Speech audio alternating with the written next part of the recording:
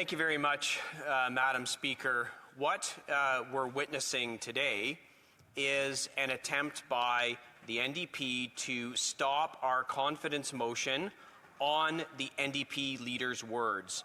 So what we're seeing today is a continuation of the meltdown by the NDP and NDP members because of our confidence motion that uses the NDP leader's words that purport to stand up for unions and the union's right to strike. We actually saw a terrible meltdown last week as the NDP had to continue to prop up this government.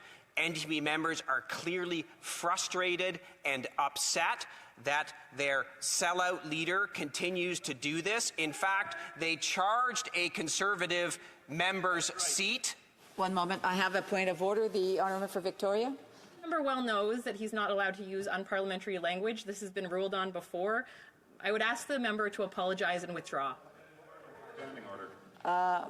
I'm sorry, I must have missed what the honourable member has said, so I will get the information and come back to the House. Again, if the honourable members, when they rise, if they can say what standing order that they're rising on, that'd be great. The honourable member for Dufferin-Caledon. Well, Madam Speaker, we're continuing to see the meltdown. Now they're melting down to interrupt my speech because they're unhappy with the fact that the NDP leader continues to prop up a corrupt Liberal government. Now, there was a time when they had an NDP leader that stood up against corruption. Former NDP leader Jack Layton brought down a corrupt Liberal government as a result of the corruption they were engaging in. Now, unfortunately, what we see is an NDP party that supports the continued ongoing corruption. Corruption in the Green Slush Fund. We've now seen corruption in the CEBA business loans. And very obviously, some members are... I have another point of order. The honourable member for Elmwood Transcona. Edmonton, yes. Understand. Edmonton Transcona. Madam Speaker, what we are debating today is women's access to reproductive rights, and I don't see the relevance that this member has to date with regards to his speech. Yes. So the honourable member, again, I would ask members to quote the standing orders, but again, there is some latitude in what members during their speeches, and I'm sure that the honourable member will be relating the relevance of what he's saying to the speech. I just want to make sure that members know that they're supposed to be doing the speech on the matter that is before the House. I see there's another member writing on the point of order. The honourable for Victoria. On the first point of order that I raised, Standing Order 18 talks about disrespectful or offensive language. The member said sellout. Leader.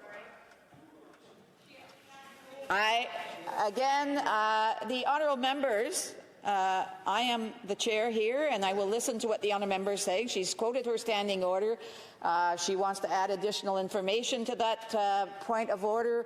I will hear it. As I indicated, we're checking right now to see what was said.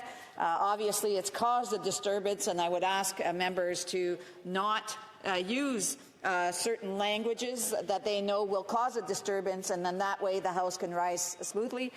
Does the honourable member for Victoria want to continue, or? Disrespectful or offensive language, that the Standing Order 18 says no member shall speak disrespectfully of members in this House.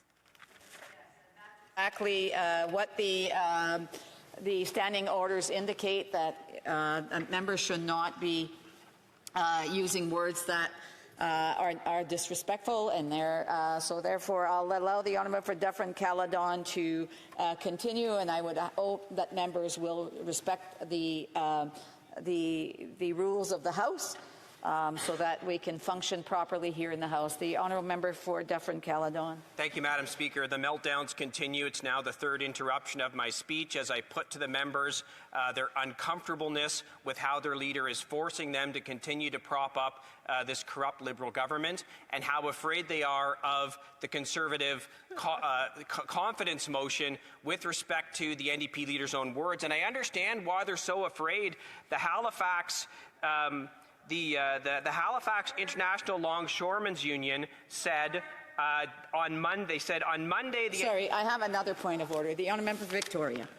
The standing order, it's in the House of Commons Procedure and Practice, Chapter 13, talks about when the members impute motives to other members in this House, also personal attacks made when a member's motives are being maligned. I think the member needs to apologize and withdraw as well. Here, here. Sorry, on the point of order, the honourable member for Dufferin-Caledon. I'm not maligning anyone's intent. I'm just clearly stating what their intent is. There's no malice in that. So I don't see the relevance of this point of order. Back to the honourable for Victoria. I do not need male MPs to tell me in this House what my intentions are. And in fact, we are not allowed in this House to assume the intentions or motives of other members. Here, here. I would ask him. Order. Yes.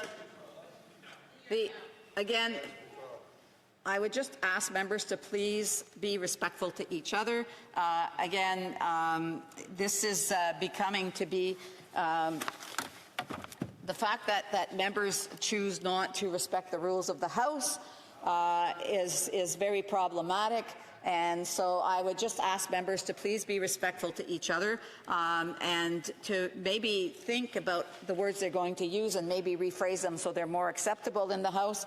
Again, I believe that some of what is being said is more of a point of debate. And so at this point, I'm still looking into the matter that was brought forward. I will come back to the honourable members in a few minutes. In the meantime, the honourable member for Dufferin-Caledon can continue his speech.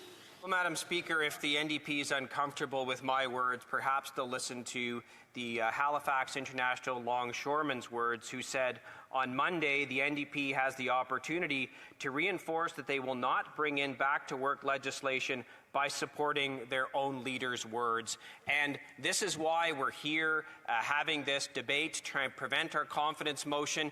This is why NDP members continue to interrupt me. They're increasingly uncomfortable with the fact that they will have to have a confidence vote on their leader's words and how this Liberal government took away workers' rights to strike. They're trying to avoid this by bringing a procedural motion that normally is not brought on an opposition day. They've done this for the purpose of avoiding a confidence vote. And as such, Madam Speaker, to prevent further meltdowns, I move, seconded by the member for Hastings, Lennox and Addington, that the House now to orders of the day.